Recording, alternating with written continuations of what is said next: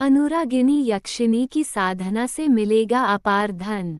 तंत्र में देवी, यक्षिनी, पिशाचिनी, योगिनी आदि अनेक दिव्य शक्तियों की साधना का जिक्र मिलता है।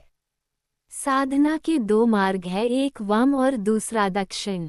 दो तरह की शक्तियां होती है, एक देवी और दूसरी राक्षसी। व्यक्ति को तय करना होता है कि उसे किस तरह की साधना करना चाहिए।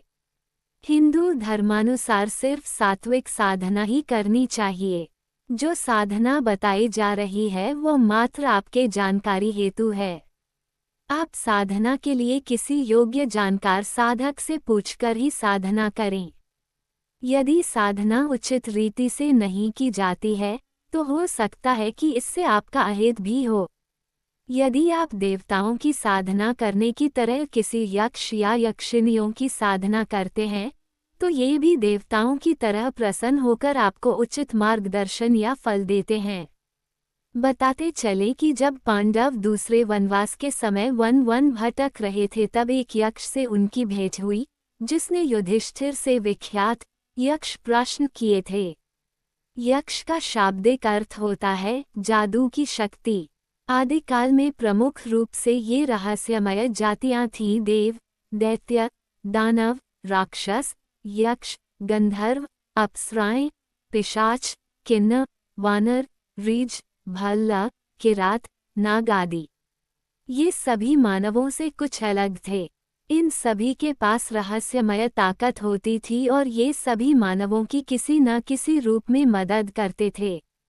देवताओं के बाद देवीय शक्तियों के मामले में यक्ष का ही नंबर आता है। कहते हैं कि यक्षिनियां सकारात्मक शक्तियां हैं तो पिशाचिनियां नकारात्मक। बहुत से लोग यक्षिनियों को भी किसी भूत प्रेतनी की तरह मानते हैं। यक्षिनी साधक के समक्ष एक बहुत ही सौम्य और सुंदर स्त्री के रूप में प्रस्तुत होती है। प्रमुख 8 यक्ष और यक्षिनियां होते हैं।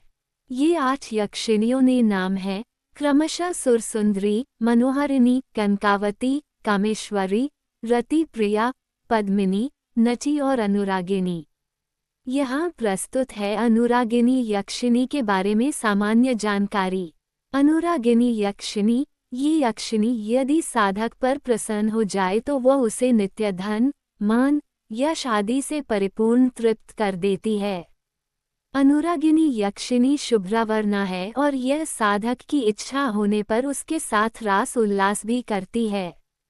इस यक्षिनी को सिद्ध करने का मंत्र ओम ह्रीं अनुरागिनी आगच्छ स्वाहा।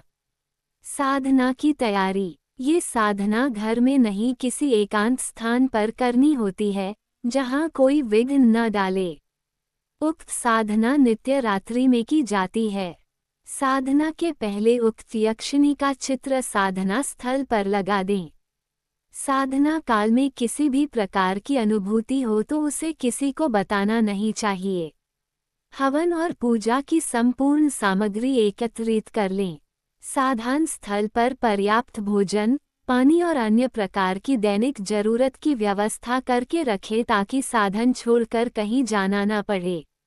साधना की विधि। भोजपत्र पर लाल चंदन से अनार की कलम द्वारा किसी शुभ मुहूर्त में उस उक्त यक्षिनी का नाम लिखकर उसे आसन पर प्रतिष्ठित करने का उचित रीति से आह्वान करके उनकी पूजा करें।